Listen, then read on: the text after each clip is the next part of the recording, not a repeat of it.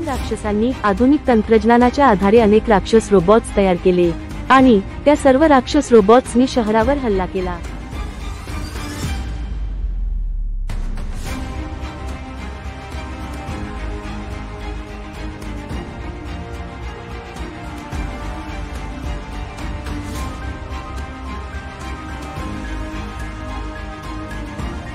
रोबॉट्सना थांबवण्यासाठी हिंदू रेव्हेंजर्स पुढे आले।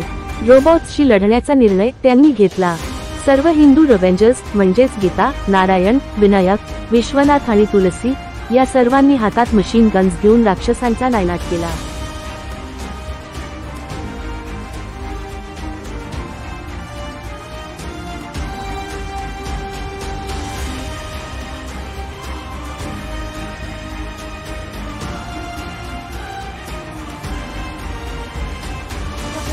हिंदू रेव्हेंजर्स यांनी संध्याकाळपर्यंत युद्ध करून सर्व राक्षस रोबॉट्सना पराजित केले। हे युद्ध असेच सुरू राहील।